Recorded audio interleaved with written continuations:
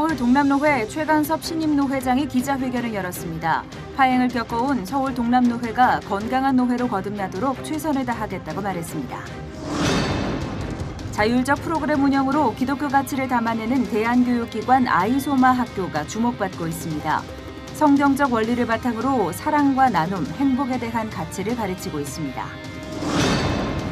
국내는 물론 국제사회가 북한의 미사일 발사에 우려를 표했습니다. 미국도 더는 도발하지 말라며 실무 협상 재개를 요구했습니다.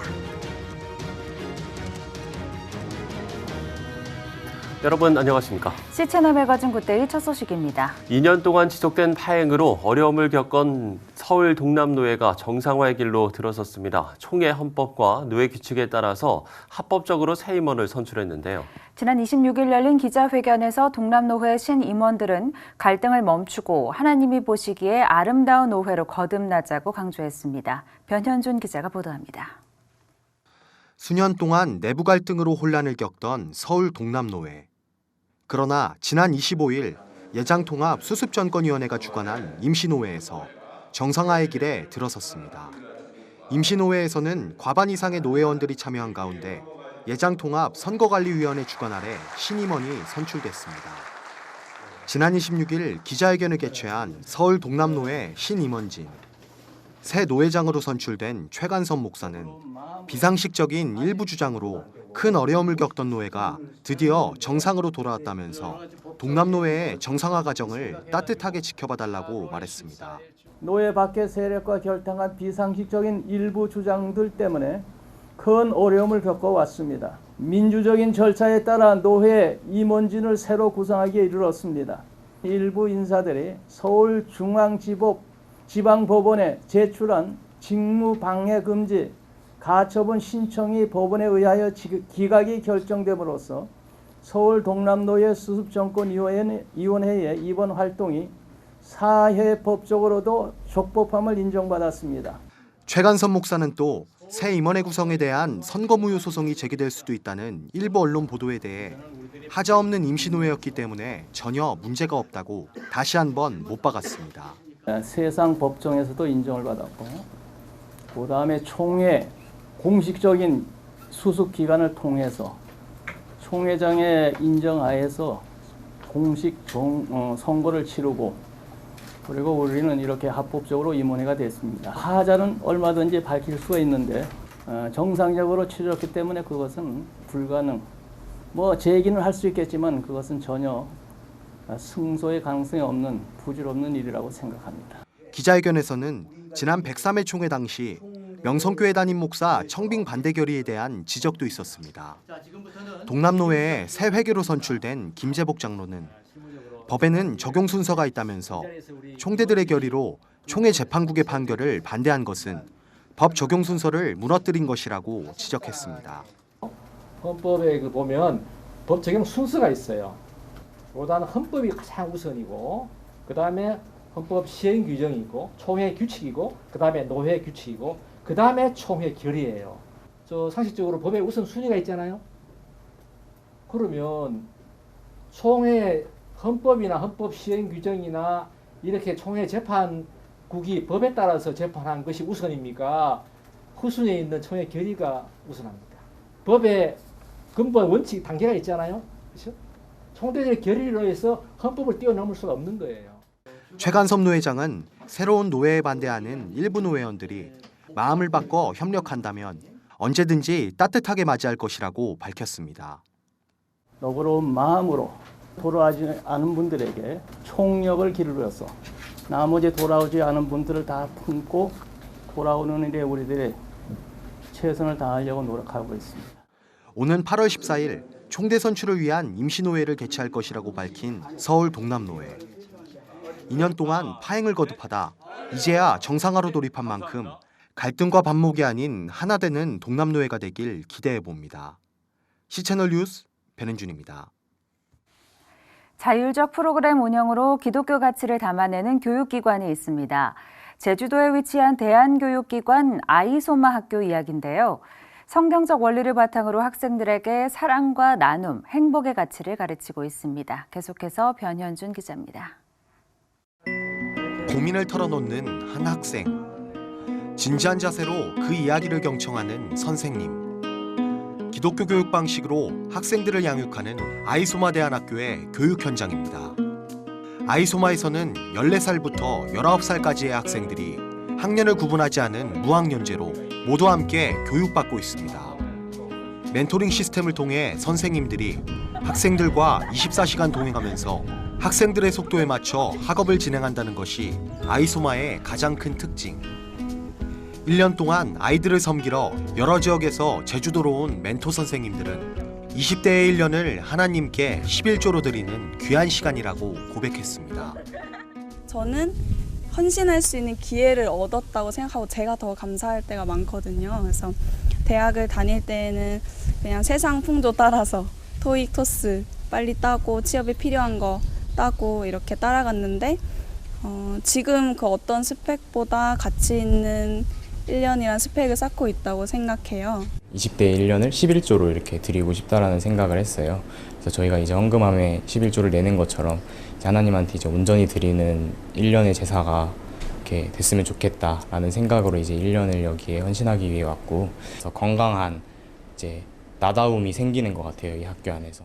교육 환경 개선을 위해 학교 건물을 확장하는 등 아이들을 위한 노력을 이어가고 있는 아이소마 대안학교. 성경적 원리를 바탕으로 학생들의 희망 진로와 학습 수준을 고려해 교육을 진행하고 있습니다. 학생들 개개인의 개성과 역량을 최대한 살려주자는 것. 그러나 아이소마에서 생각하는 가장 중요한 가치는 올바른 신앙교육과 학생들의 행복입니다. 제주도의 유명 국제학교에서 행복을 찾아 아이소마에 왔다는 학생부터 아이소마에서 세례를 받고 긍정적인 마음을 회복했다는 학생까지, 사랑을 기반으로 한 기독교 교육 방식은 학생들의 입에서 행복이라는 단어가 나오게 합니다. 딴 학교가 원래 좀 더 고급 학교라고 할까? 이 다른 사람들이 더 입학하고 싶은 되게 큰 학교였거든요. 근데 별로 좋은 일이 안 일어나고 행복하지도 않고 해서 결국엔 그 학교 나가게 됐고 이 학교 들어오기로 했거든요. 선생님들은 저희를 사랑하러 와줬고 저를 사랑한다는 걸 많이 느꼈다고요. 아이소마를 다니고 나서부터 좀 이제 하나님이 진짜 계시는 것 같고, 그래서 제가 진지하게 생각을 하고 이제 세례까지 받게 되었어요. 되게 행복하고 재밌게 꿈을 정할 수 있는 게 되게 좋은 것 같아요. 아이소마 대안학교의 교장을 맡고 있는 이종환 아름다운 교회 담임 목사는 학생들을 이 시대에 다니엘로 만드는 것이 목표라고 말했습니다. 저희는 아이들이 회복이 돼서 정말 하나님 나라의 귀한 일꾼이 되는 그런 비전을 가지고 있습니다. 이 시대에 다니엘처럼 정말 뜻을 정해서 예수 그리스도만을 믿고 또한 말씀의 가치를 따라 살고 하나님의 비전들을 다 발견하고 그렇게 헌신하는 그런 아이들로 자라가게 하는 것이 비전입니다. 이 시대의 다니엘을 만들어가는 것이죠.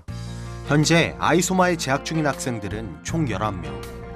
적은 수이지만 영성과 실력을 함께 쌓아가는 다양한 활동을 통해 미래를 선도할 준비를 이어가고 있습니다. 아이소마 대안학교의 학생들은 주님의 복음 아래 믿음과 함께 실력을 쌓아가고 있습니다. 학생들의 입에서 나오는 고백들은 사랑과 행복이었는데요. 아이소마와 같은 기독교 교육기관이 좀 더 늘어나 세계를 선도하는 다음 세대 기독교인들이 많아지길 기대해 봅니다. 시채널 뉴스 변은준입니다. 한국종교계 사회복지협의회가 지난 25일 정책 토론회를 열고 서울시가 사회복지시설 종교행위 강요 특별신고센터를 운영하는 것에 깊은 유감을 표한다고 밝혔습니다. 서울시는 종교계가 운영하는 사회복지시설에서 종교 강요 행위가 발생하고 있다는 판단으로 지난달 초 종교행위 강요 특별신고센터를 설치했습니다. 한국종교계사회복지협의회는 서울시가 종교계와 어떠한 협의도 없이 신고센터를 설치했다면서 피해 사례를 사회 문제화시켜 부정적으로 공론화하려는 게 아닌가 하는 의구심을 지울 수 없다고 말했습니다. 한종사협은 이날 정책토론회에서 사회복지시설 직원들을 위해 종교와 신앙생활 존중을 위한 가이드 지침을 서울시와 한종사협이 함께 만들어 나가자고 제안했습니다. 국제구호개발기구 옥스팜 코리아는 오는 8월 31일부터 9월 1일까지 강원도 미시령에서 2019 옥스팜 트레일 워커를 개최합니다. 옥스팜 트레일워커는 4명이 한 팀을 이뤄 100km 코스를 38시간 이내에 완주하는 프로그램으로 참가자들은 생계를 위해 매일 수십 킬로미터를 걸어야 하는 사람들의 삶을 간접적으로 체험해 볼 수 있습니다. 참가비는 1인당 10만 원으로 대회 참가비와 모금된 기부금 전액은 사이클론 이다이 피해 지역을 포함해 전 세계 긴급구호 현장에 전달될 예정입니다. 세계적인 도전형 기부 프로젝트인 옥스팜 트레일워커는 지난 1981년 홍콩에서 처음 시작돼 지금까지 영국과 뉴질랜드, 프랑스 등 전 세계 12개국에서 약 20만 명 이상이 참여했습니다.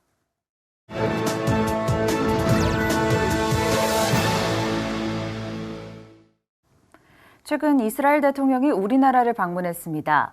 유대교인이 개신교의 교회를 방문한 건 이번이 처음이라고 하는데요. 네, 이스라엘 홀리랜드 대학 정연호 교수 전화 연결해서 관련 내용 알아보도록 하겠습니다. 자, 교수님, 이스라엘 대통령 어떤 인물인지 알려주시죠. 네, 먼저 리블린 대통령이 좀 종교평적인 분임을 생각해 볼 수 있겠는데요. 이분 가문이 19세기 초부터 예루살렘에서 살아온 유대인이에요. 아랍어를 잘하시고 아랍인에 대한 이해가 깊습니다. 그래서 유대교 유대인에 대한 보수적인 입장을 갖고 있지만 이슬람과 기독교에 대해서도 유화적인 입장을 취하는 분이에요. 그래서 이분이 대통령이 되고 난 다음에 매년 연초에 기독교 지도자들을 대통령궁에 초대하는 리셉션이 있는데 저도 계속 초대를 받고 있는데 이분이 하는 단골 메시지가 뭐냐면 예루살렘은 평화의 도시이고 따라서 기독교 지도자들이 이 땅의 평화를 위해 애써달라는 그런 것입니다. 또한 이분이 특별히 메시아닉 주 목사인 앨버트 백슬러가 주도하는 그래서 전 세계 기독교 지도자들이 모이는 예루살렘 초창기도회 예루살렘 프레이어 브레이크리스트에 참여해서 환영사를 하는데 이것은 이분이 바로 메시아닉 주들은 보통 이 민족 배반자로 그래서 유대인이 기독교인이 되면 민족 배반자로 취급당하는데도 불구하고 메시아닉 주 목사가 주도하는 이 모임에 참석해서 환영사를 한다. 이것은 이분의 이 종교적인 좀 이 포용하는 모습을 단적으로 보여주는 것이고요. 이 조창기도회가 2017년 6월 1일로 있었는데 여의도 순복음교회 이영훈 목사님이 여기에 참석해서 연사로 참여하면서 이렇게 이분과 어떤 그 관계를 맺어진 이런 결과 이번에 한국에 방문하셔서도 이 개신교회에 참석하게 된 결과라고 보겠습니다. 네, 이렇게 이스라엘 대통령이 평화를 위해 애쓰는 노력과는 별개로 각각의 종교들이 성전산을 둘러싸고 마찰을 보이고 있는데 지금도 그 갈등은 여전하지 않습니까? 예, 흔히 이제 성지 이스라엘이 3대 종교가 갈등하며 분쟁을 야기하고 있다 이렇게 얘기하는데요.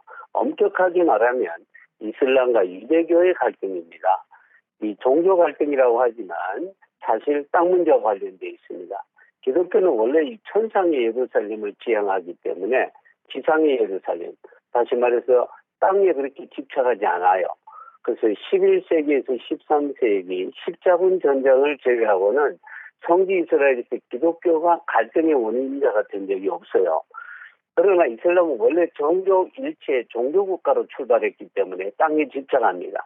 이들이 역시 땅을 중시합니다. 따라서 오늘날 이스라엘에서 종교 갈등은 이슬람과 유대교의 갈등이라고 보겠습니다. 그런데 그 갈등의 중심에는 예루살렘이 있고 성전산이 있습니다. 그 성전산에는 현재 예루살렘의 상징처럼 되고 있는 이슬람의 황금사원과 엘락사 모스크가 있죠.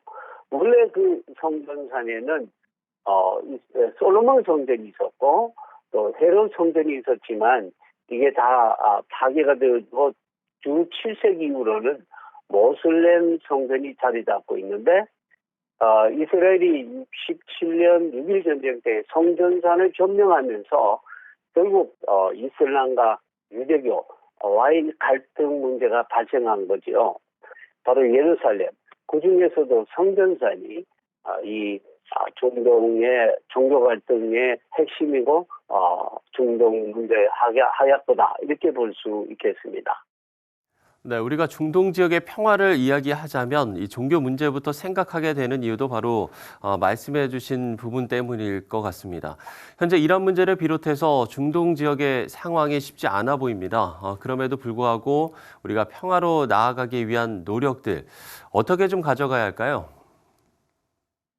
그래서 이 중동의 평화 문제는 극단 종교주의자들의 문제이고 이들이 극단적인 교리를 포기하지 않는다는 종교적으로는 사실 해결되지 않는 문제가 아닌가 싶습니다. 좀 더 현실적으로 접근해 본다면 경제적인 공조와 협력을 통해서 가능하다고 보는데 저는 이제 아랍 지역과 유대 지역을 오가면서 유대인과 아랍인들이 종교적 이유로는 같이 만날 수 없는 관계지만 현실적인 삶의 문제, 서로 먹고 사는 문제로 서로 협력하며 살아가는 모습을 보았습니다. 종교가 달라도 서로 먹고 사는 문제로 같이 일하는 모습을 보았죠. 한 공장에서 한 일터에서 유대인과 아랍인 무슬림, 아랍인 기독교인들이 함께 일하고 있습니다. 이런 모습이 요즘 국제관계에서도 나타난다고 보겠는데요. 요즘에 영원한 어떤 앙숙관계일 것 같은 이스라엘과 사우디아라비아가 서로 관계를 가까이 하고 있는 모습을 보이고 있죠. 유대교의 발상지인 이스라엘과 이슬람의 발상지인 사우디아라비아가 상호 경제 발전을 위해서 서로 가까워지고 있다는 것입니다. 이 아랍의 석유 자본과 이스라엘의 하이테크 기술이 서로 협력해서 상호 경제 발전을 도모하는 방향으로 이 직간접적으로 접촉이 일어나고 있습니다. 따라서 이와 같이 우리 서로 어떤 공동의 경제 발전, 어떤 이 땅에서의 삶에 좀 더 나은 모습을 기행하는 측면에서 서로 만나고 협력하는 방향에서 어떤 중동 평화가 진전되도록 우리 기독교인들이 기도해야 될 것이다. 이렇게 생각합니다. 네, 매우 실제적인 이야기를 해주셨는데요. 극단적으로 치닫는 문제보다는 함께 협력할 수 있는 부분에서부터 평화의 길을 잘 찾아나갈 수 있도록 저희도 기도하겠습니다. 네, 이스라엘 홀리랜드 대학 정현우 교수와 이야기 나눠봤습니다. 자, 정현우 교수의 말대로 유대인과 무슬림이 함께 살아가고 있는 곳이 바로 헤브론입니다. 헤브론은 앞서 들으신 것처럼 1967년 6.1 전쟁을 치른 곳이기도 한데요. 이곳에서는 800여 명의 유대인들이 20만 명의 아랍인들에게 둘러싸여서 살아가고 있습니다. 각기 다른 종교인들이 성지를 공유하고 있는 건데 평화를 이루어가는 그들만의 방법, 이스라엘에서 전해온 소식입니다. This is Hebron, the place Abraham buried his wife Sarah. Later, according to the Bible, he, his son Isaac, and grandson Jacob and their wives were all buried here in the place now known as the Cave of the Patriarchs. Jews lived in the city until they were driven out in the 1929 riots. They returned after Israel regained control in 1967 during the Six-Day War. About 800 Jews now live in Hebron, surrounded by some 200,000 Arabs. Revered by Jews, Christians, and Muslims as a holy city, Hebron was the first capital of King David. But recently, the United Nations deemed it a Muslim holy site in danger. With the archaeological digs, would that prove the existence of Israel going back these thousands of years, if that was unearthed? In Hebron, everything that you find fits all the biblical sources. When you read in Genesis 23 about Abraham, how he purchased the whole field around and the trees, the cave is there, it's located right beneath the rocks there, which are the end of the field, and the cave itself was dated to the Middle Bronze Age, which is equal to the forefathers' era. In the cave we discovered vessels and pottery from the first temple period. You know, the name Hebron in Hebrew is connection. Connection? Yes, Hebron, lechaber is to connect. So in Hebron everything connects. The sources, the archaeology, the tradition, the holiness, everything connects together. Arnon took me into the massive structure and showed me what they call the Gate of Heaven. What is written here In Hebrew, מערת המכפלה, פתח גן עדן, the cave of Machpelah, according to ancient Jewish sources, is the gate of heaven. So now let's go, let's go and see. Now we're into heaven. Yes. Now, actually, part of the building today is closed for Jews. A part is open. We are in this part. Many people come to pray here from all the world, from all the religions. Today, they speak about Abrahamic religions. Well, Abraham is right here. This is the memorial of Abraham. Actually, the cave is located right beneath this memorial. And we have here 3 couples, Abraham and Sarah, Isaac and Rebecca, Jacob and Leah. So the actual bones are down underneath here? Yes, underneath. How did you discover it? Well, it was in the middle of the night, one of the last nights of the Jewish calendar, and there are special prayers, and people come here and blow the shofar and sing many songs. So there was a lot of noise, and we, covered by that noise, we got the tools to open the gates of heaven, like hammers, like chisels. That was decades ago, and no one is allowed in the cave anymore. There were some stairs leading to a dark and long tunnel. We have crawled through this tunnel. We took some stones from the floor, and then we discovered the cave. Actually, it's 2 caves. I found myself crawling amongst human bones. So it's really to touch the history, to touch the Bible. Nearby is the main synagogue where Jews can pray. Today, the building is divided between synagogue and mosque. The Muslim religious authorities control the religious aspects of the entire place, while Israel maintains the security. A unique arrangement helps keep the peace. As you can see here, Muslims can visit to the big hall. Jews can visit the blue part, which is about 1/4 of the whole complex. Christians are allowed to both sides. This is the situation here, 344 days a year. 10 days a year, Jews are allowed to the big hall, and other 10 days a year, the Muslims are allowed to this side, and then the Jews stand outside. Arnan says the arrangements aren't ideal. He'd rather everyone have complete access all the time. We ask the government to open it. They say, it's standing, don't touch it. And it's working, don't touch it. So this is how it's working. Scott Ross for CBN at the Cave of the Patriarchs in Hebron.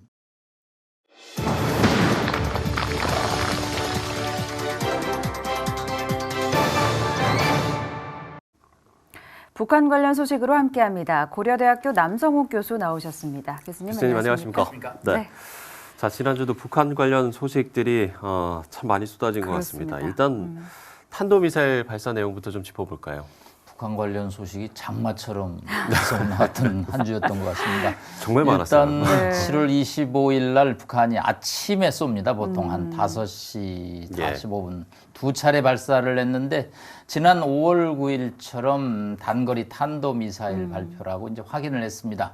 2번째 발사가 좀 지난 5월 9일보다 한 200km 늘어나서 한 600km 정도 날아간 것으로 보고요. 고도는 그렇죠. 50km를 발사한 것으로 보입니다. 일단 북한이 이제 다시 2달 만에 미사일을 발사한 이유는 북한과 미국 간의 실무 협상이 잘 풀리지 않고 있다라는 하나의 증거로 보입니다.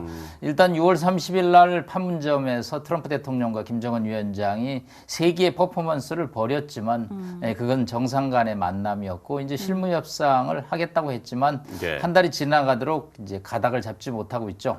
그러나 이제 북한 입장에서는 이 미사일 발사가 절대 미국을 겨냥하고 있다는 표현을 쓰지 않았습니다. 그 다음 날 조선중앙통신에서 김정은 위원장이 새로운 미사일 발사 체계를 지도했다. 그러면서 남측에 대한 어떤 경고 메시지를 강하게 날림으로써 남측이 최근에 F-35 전투기를 도입하고 한미 연합 군사훈련을 진행되는 데서 불만을 표시를 했습니다. 하지만 이것이 서울을 겨냥한 것도 있지만 워싱턴에 대놓고 비난을 했을 경우에 김정은 위원장과 트럼프 대통령 간의 관계가 악화되는 것은 원치 않기 때문에 일단 하늘을 바라보면서 다른 이야기를 하는 방식으로 이번 비난을 이어가고 있습니다. 그러니까 판은 깨지 않으면서 압박의 메시지는 준 것이다라고 분석을 해볼 수가 있겠군요. 네, 그렇습니다. 아무래도 북한 입장에서는 연말까지 정상회담을 해서 제재 완화라는 큰 가닥을 잡아야 되는데 일단 뭐 정상에서 회담에서는 덕담을 하죠. 뭐 양측 협상을 하겠다고. 그렇지만 현장에 가면 제재 완화를 해주는 대신 북한이 비핵화를 어느 정도 할 것이냐, 즉 영변 플러스 알파를 해야 되는데 지난 2월에 하노이 회담에서처럼 일단 영변만 가지고 핵심 제재 11건 중에 5건을 이제 해제를 요구하기 때문에 트럼프 대통령이 김정은 위원장에게 회담할 준비가 돼 있지 않다고 이제 회담장을 떠났습니다. 다만 이번에 이 미국의 반응은 조금 약간 차이가 있습니다. 트럼프 대통령은 트위터에서 so smaller라는 표현을 썼습니다. 매우 작은 실험이고 이런 실험은 다른 나라에서도 한다라고 그래서 다소 북한의 미사일 발사를 뭐 폄하 내지는 무시 아니면 또 본인이 대선 레이스를 앞두고 있기 때문에 본인이 지금 북한을 잘 관리하고 있다고 미국 국내에서 선전을 하고 있는데 이것을 이제 대놓고 비난하면서 압박을 가한다면 양측이 이제 또 강대강 구도로 부각되면서 트럼프 대통령의 정책이 실패하지 않았느냐라는 또 비난을 우려해서 일단은 로우키 낮은 입장을 견지하고 있는 것으로 보입니다. 그렇군요. 그 월스트리트 저널 보도를 좀 보면 북한이 싱가포르 회담 이후에 핵무기를 제조한 것 같다 이런 보도가 있는데 이건 어떤 이야기인가요? 네, 월스트리트 저널은 항상 북한 핵무기 미사일 보도를 좀 전문으로 하고 있습니다. 일단 재밌는 것은 싱가포르 6.12 정상회담 이후에 12개의 핵무기를 생산했다고 보도를 했는데 이 3일 만에 보도를 약간 수정을 했습니다. 당초 보도는 미국 국방정보국 DIA 즉 정보 국방정보 소스를 인용했습니다. 그런데 3일에 수정했을 때는 이제 해커 박사 즉 민간 연구기관의 인용을 땄다라고 이제 수정을 했습니다. 한 발짝 물러선 거죠. 일단 뭐 월스트리트저널이 이제 보수 매체인데 너무 강하게 나갔을 때 또 트럼프 대통령과 약간 좀 뜻이 안 맞는 것은 바람직스럽지 않다고 봤기 때문에 한 발 물러서서 민간 정보 분석의 인용을 땄습니다. 신형 잠수함도 공개를 했는데 이것도 어떤 탄도미사일 발사나 뭐 이런 부분하고 좀 같은 맥락이라고 분석을 해볼 수 있을까요? 네, 하여튼 이 미사일은 또 걱정이지만 잠수함도 걱정입니다. 그러니까요. 잠수함은 보통 이렇게 보면 됩니다. 2019년 북한 백서를 보면 130톤급은 이제 연어급이라고 합니다. 연어, 셀먼 물고기죠. 작은 그 다음 크기가 이제 상어급이라고 그래서 한 500톤 이상 갑니다. 이제 세 번째가 이제 로미어급이라고 그래가지고 그건 한 1,500톤 이상 넘어가고요. 그 다음에 이제 새로운 이번에 나온 것은 3,000톤급이 넘는 이제입니다. 3,000톤급이 넘는다는 건 뭘 의미하느냐? 이거는 바다에서 미사일을 발사할 수 있다. 그래서 그걸 SLBM이라고 그러죠. 전 세계 6개국만이 잠수함에서 미사일을 발사할 수 있습니다. 이 물속을 뚫고 나가는 콜드런치라는 기술은 굉장히 어려운 기술이죠. 미사일을 탑재해갖고 이게 제주도에 나타나서 만약 미사일을 쏜다라는 상상을 하면 끔찍스럽죠. 사실은 북한은 한국전쟁 때는 해군 얘기 제로였는데 그 후 이 잠수함 전력을 증강시켜서 현재 70척을 유지를 하고 있습니다. 이번에 이제 신형 이 잠수함을 뭐 배치하는 데는 한 1, 2년은 걸리겠지만 김정은 위원장이 직접 현지 지도를 하고 작전을 뭐 이해했다라는 노동신문의 보도로 볼 때 북한이 이 잠수함 개발에 주력하고 있는 것은 분명해 보입니다. 그렇군요. 그런가 하면 트럼프 대통령과 이 김정은 위원장이 서로 서신을 교환했다는 내용도 있는데 좀 구체적인 그 내용이 밝혀지진 않았죠? 연인들이 처음에 러브레터 서신을 교환할 때는 저희가 흥미를 갖는데 이제 하도 뭐 주고받으면서 뭐가 진전이 없으니까 몇 번을 주고받는지도 모르겠네요. 구태여 뭐 편지 내용에 대해서 늘 트럼프 대통령이 뭔가 여운을 남기는데 다만 이제 소통을 하고 있다라는 뜻으로 이제 저희가 이해를 하면 될 것 같습니다. 뭐 굉장히 미사여고 아름다운 편지, 뭐 팬타스틱 편지 하지만 실질적인 협상의 하나의 관리용이지 구체적인 거기서 진전을 이룬다고 현재 판단하기는 조금 어렵다고 볼 수 있겠습니다. 그렇군요.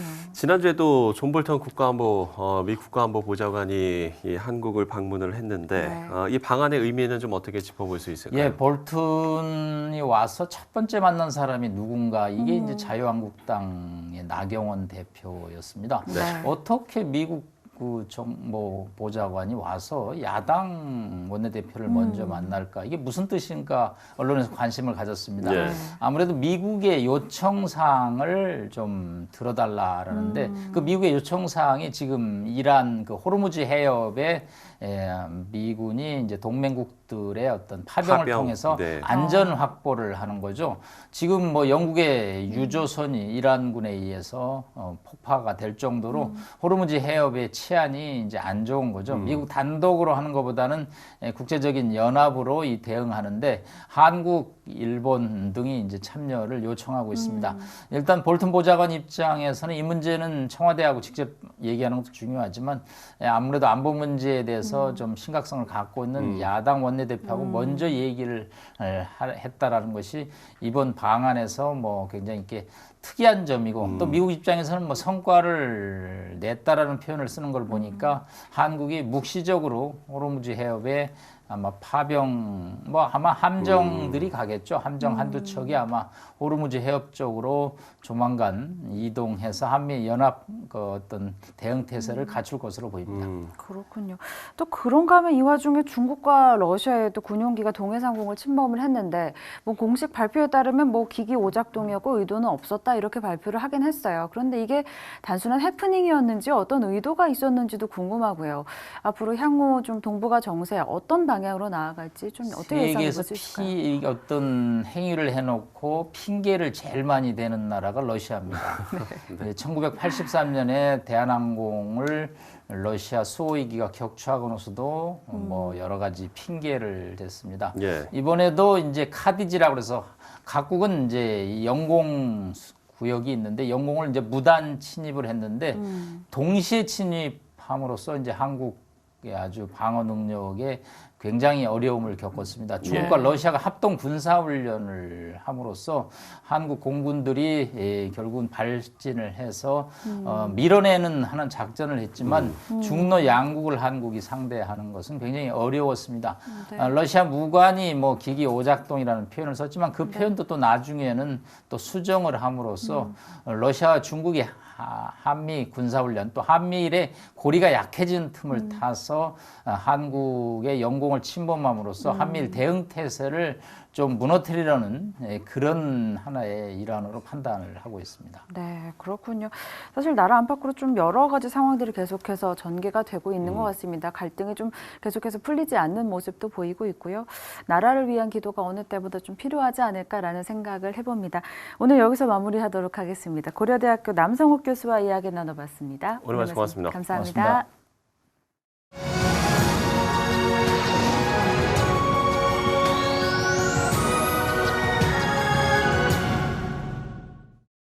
앞서 이스라엘 대통령이 어떤 인물인지 그리고 중동 문제에 대한 배경 설명을 들었는데요.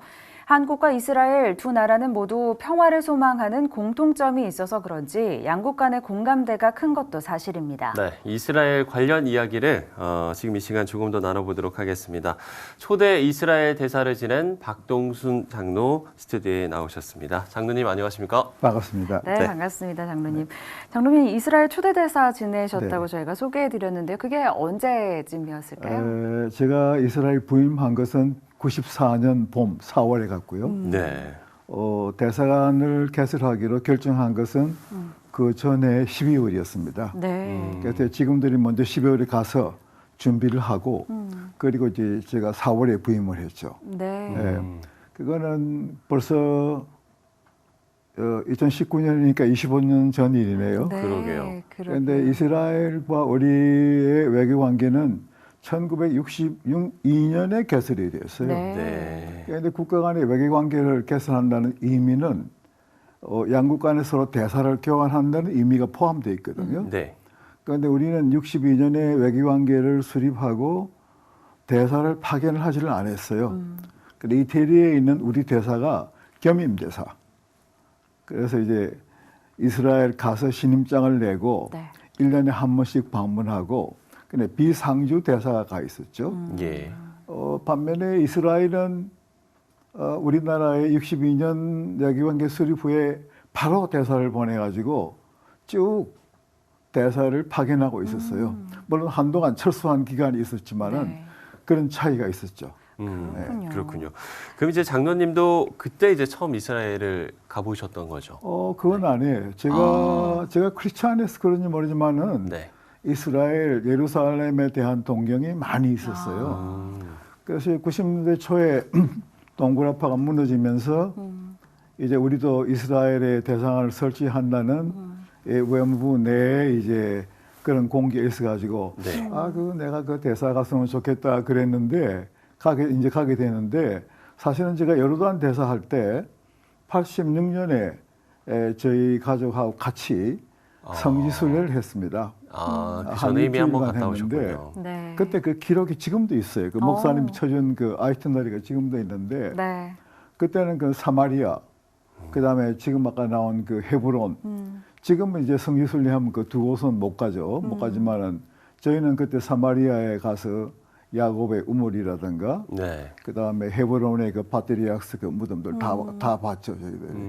네, 그리고 이집트 있을 때 제가 직접 차를 몰고 그리고 이스라엘을 또 한번 돌았어요. 네. 그랬더니 예수는 이제 차를 몰고 예루살렘 고개를 올라가는데 성령이 제지를 했어요. 그 이상한 플레이트가 오니까 이집트 플레이트니까 그래 내가 저 이집트에 있는 대사다 그러니까 그 사람들이 플레이트 보고 그냥 경계하고 가라고 그런 일이 있었어요. 네, 그러셨군요. 그래도 이렇게 대사가 되셨을 때 그 소감도 좀 남다르셨을 것 같은데요. 그 한국과 이스라엘은 그 이상하게 서로 가까운 감을 서로 느끼는 것 같아요. 그래서 저희들이 이제 4월에 제가 갔는데 라빈 총리 그때 라빈 총리께서 7월 달에 저를 부르시더니 네. 자기 한국 가고 싶다고. 그래서 이제 제가 본부에 이제 보고를 했죠. 네. 그랬더니 이제 본부에서 정식으로 초청하고 그리고는 12월에 라빈 총리께서 한국을 네. 방문하시잖아요. 그런데 좀 무서운 얘기는 우리 김영삼 대통령께서 초청장을 보내왔어요. 그러니까 이제 총리에게 가는 초청장이니까 봉해 온 거 아니에요? 네. 물론 사부는 저희가 이제 보지만은. 그래 이제 그 총리 사무실이라 여기보다 차가요. 욕만 해요. 네. 그래서 가는데 제가 이제 이게 우리 대통령께서 온 초청장입니다 하고 드렸더니 이제 열어봤어요. 드렸더니 좀 이렇게 인상이 변해요. 그래서 가만히 보니까 그 초청장에 영어나 히브리어는 안 들었고 한글로 된 초청장이 있는 거예요. 그래서 당황했더니 대사 당황할 거 없습니다. 네. 이 초청장 내용은 이미 내가 다 압니다. 네. 그런 게 아니겠어요. 초청장이니까. 그런 에피소드가 있었죠. 그분이 참 한국을 좋아하셨어요. 네. 그러셨군요. 네. 그 앞서도 저희가 잠깐 다뤘습니다마는 이번에 이스라엘 대통령이 방문을 했어요. 우리 장로님께서도 굉장히 관심 리브린 있게 대통령께서 지켜보셨을 것 같은데. 오셨는데요. 네. 2010년에 페레스 대통령이 오시고 이번에 이제 대통령으로서는 두 번째 오셨어요. 네. 그 전에 이제 지금 말씀드린 것처럼 라빈 총리께서 오시고 그러고 지금 총리하시는 네타냐후 총리께서 오시고 과거 12년간에 이스라엘에서는 부총리 겸 뭐 과학상, 부총리 겸 교육상, 또 뭐 국회의장 이래가지고 장관급만 20여 명이 오셨어요. 그런데 우리는 대통령께서는 물론 안 가셨고 총리는 한 번 오셨는데 라빈 총리께서 돌아가셨는데 장례식 조문사들로 오신 것밖에는 없어요. 그래서 저는 이스라엘이 우리나라를 이렇게 좋아하고 한국 사람도 좋아하는데 어떤 면에서는 이스라엘이 좀 짝사랑 아닌가 그런 걸 느끼고 있어요. 네. 리브린 대통령이 이번에 오셔가지고 한국과 이스라엘 간의 평화의 가결표를 하겠다. 그런데 저는 그 대통령이 오셔가지고 세 가지 메시지가 있다고 봐요. 네. 네. 그런데 그걸 잘 못 느끼는 것 같아요. 우리는. 첫째는 국가 간의 신뢰관계가 있어야 된다. 예. 아주 중요한 말씀하셨는데 어쩌면 현 한일 관계를 염두에 두고 하신 말씀은 아닌지 대단히 중요하다. 신뢰관계가. 그래서 경제도 무디스의 그 국가 신용 등급을 매기잖아요. A++, 뭐 B 뭐 이런 네. 식으로. 정치적으로는 그런 게 있는지는 모르지만 과연 우리가 대한민국의 현 국제정세에서 우리나라의 신용 등급, 신뢰죠. 네. 얼마나 되는지 그분이 그걸 언급하셨어요. 그래서 어쩌면 그분이 한일 관계의 지금 이렇게 불편한 관계를 염두에 두고 한 말은 아닌지 우리가 되새겨야 된다. 네. 그러니까 국가가 개인도 그렇지만은 국가도 신뢰 관계를 잃으면은 설 자리가 없잖아요, 그죠? 그 다음에 그분 하신 두 번째는 국가는 국민을 보호해야 된다 그러셨어요. 그리고 그분이 이런 말씀하셨죠. 미사일에 대해서는 미사일로 대응해야 된다. 이스라엘의 그 국방 정책에 있어서 가장 중요한 원칙은 이스라엘의 안보는 남의 나라에 이전하지 않는다는 것입니다. 그런데 그 사람들은 인구는 작지만은 그 아랍에 둘러싸였는데 45년의 독립전쟁, 67년 6월 전쟁, 73년의 옥토버하고 다 이겼잖아요, 그죠? 그런데 그 사람들은 크레디빌리티가 있어요, 신뢰가 있어요. 그 사람들은 이렇게 틈틈이 아랍을 보고 이렇게 이야기해요. 너희들 좀 비속어로 말하면 너 까불면 우리가 치어 국물도 없어 이런 식으로. 그러나 실제로 그렇게 해요. 그래서 시리아 같은 거는 그 원자로 개발하는 그 선제 공격 해버렸잖아요.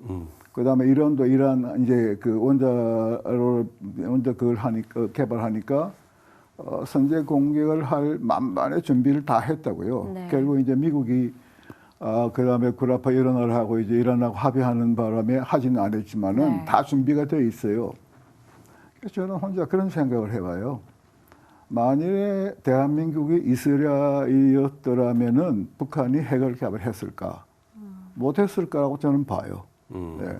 그래서 이 국방 분야의 양권의 협력이 더 절실하다는 생각이 들고, 그 다음에 이것도 재미나는 세 번째 메시지는 탈무드를 선사한다고 그러셨다고 그분이. 네. 그런데 뭐 아시겠지만 탈무드는 유대인들 주장은 탈무드는 그성의 인간 만사가 다 들어있다고 그래요. 정치, 경제, 사회, 도덕, 뭐 심지어는 농사 짓는 거, 뭐 네. 온갖 게 다 들어있어요. 그래서 그 한국에서 그 탈무드에 대한 공부 그리고 이제 그가 더 벌어져야 되지 않나. 그래서 이번에 이스라엘 대통령의 방문은 단순히 뭐 친선이고 양국의 가교가 아니고 분명한 목적을 가지고 대한민국이 이스라엘과 어쩌면 비슷한 처지에 있는데 너희들 좀 정신 차려라. 그건 아닐지 모르겠어요. 제 생각에 그래요. 네. 예. 이렇게 리브린 대통령의 어떤 방안의 의미 또 메시지까지 좀 네. 분석을 해주셨는데 네. 앞서 이제 가교를 놓기 원한다 이런 리브린 대통령의 발언을 좀 소개를 해주셨는데 글쎄요 좀 한국과 이스라엘의 어떤 공통된 과제 해결해야 할 과제도 좀 있을 것 같아요. 이스라엘과 한국과의 공통은 그 사람들이 말하기를 긴 역사를 가지고 있다. 네. 외세 제압을 받았다. 또 같은 시기에 독립을 했다. 형식적인 거죠. 그런데 어딘가 모르게 이스라엘 유대인들과 한국 사람들 간에는 그 필링에 가까운 게 있어요. 그러니까 이제 제가 이 얘기 들어보면은 미국의 유학생들이 여러 나라에서 많이 와 있잖아요. 네. 그런데 한국 유학생과 유대인 유학생들 간에 가까운 게 제일 그 속도로 가까워진대요. 제가 가자마자 제가 4월에 갔는데 7월에 한국 처녀가 유대인 결혼하러 온대요. 네. 그 소식을 제가 들어서. 그럼 모르죠. 제가 누군지 모르지만은 그럼 내가 결혼식에 가겠다고 좀 알려라. 그래서 그 결혼식을 갔어요. 갔는데 깜짝 놀랐죠. 뭐 통보도 안 하고 그냥 갔으니까. 그랬더니 그 아버지 되는 분은 우리 그 크리스찬의 유명한 분이세요. CBS인지 뭐 CTS인지 사장도 지나신 목사님이시고 네. 아주 고마워하면서 그런데 그 풍경이 말씀이죠. 그러니까 신부는 아주 크리스찬이고 또 신랑은 아주 오스톡스한 유대인이에요. 그런데 그 둘이 결혼한단 말이죠. 그래서 야, 이 유대인하고 한국인들은 정말 이게 공통점이 있다. 네. 그런 생각을 하죠. 예, 네. 그렇군요. 자, 좀 다른 이야기를 해보겠습니다. 네. 장로님께서 이 성경책을 드라마 대사처로 다시 써서 드라마 바이블로 발간하셨다고 들었는데 어떻게 제가 좀 이런 이제 99년에 은퇴를 했어요. 네. 그래서 많은 세월이 흘렀죠. 그리고 뭐 그전에도 성경을 읽지 않은 건 아니지만은 좀 본격적으로 성경을 보니까 네. 너무 어려워요. 그래서 이게 아니다. 어떻게 하나님 말씀이 이렇게 어려워서 해야 되겠나. 네. 우리 세종대왕께서도 한글 읽기 전에는 이 백성들이 어려우니까 이 중국의 한자 어려우니까 한글을 지으신 거 아니에요. 네. 하나님께서 우리에게 성경 말씀을 주실 때는 이렇게 어려운 말씀을 주신 거 아닐까. 그래서 제가 공부 삼아 번역을 했어요. 네. 그러니까 혼자 만족을 한 거예요. 이거 괜찮다. 그래 번역하다가 이렇게 됐어요. 성경책이 나왔는데 그러니까 2년 전이구만요, 그죠? 2년 전 12월에 나왔는데 1년 남짓한 기간에 그게 참 기적적으로 다 팔렸어요. 그래서 참 이게 성서학자도 아니고 목사도 아닌 일반 그 성도가 번역한 성격이 다 나가고 그런데 이제 비전문가가 하니까 오자 탈자가 좀 많잖아요, 그죠? 예. 그래서 이제 많은 분들이 피드백을 해줬어요. 그래서 그걸 넣고 해가지고 지난 1년 동안 이제 다시 정독을 하고 고칠 거 고치고 네. 또 성서 지도도 넣고 그래서 새로 이제 한 2주 전에 새로 출판이 됐어요. 네. 그래서 이름도 좀 간단하게 스터디 드라마 바이블 이렇게. 그럼 놀랍게도 이게 출판되고 난 뒤에 2, 3일 동안에 시골에서 뭐 서울에서 목사님들께서 주문이 와요. 네. 그래서 이제 모르겠습니다. 앞으로 이게 어떻게 될지. 그래서 저는 이제 이렇게 말을 하죠. 하나님 말씀은 알아들어야 된다. 그리고 성경에는 국정교과서가 없다. 나라에서 뭐 이거 뭐 하나만 공부해라 그건 아니고 네. 자기가 좋아하는 이해하기 쉬운 성경을 선택하면 된다. 그런 주장을 하고 있죠. 네, 그렇군요. 네, 오늘 초대 이스라엘 제사를 지낸 박동순 장로님 모시고 이야기 나눠봤습니다. 장로님 오늘 말씀 고맙습니다. 감사합니다. 네, 감사합니다.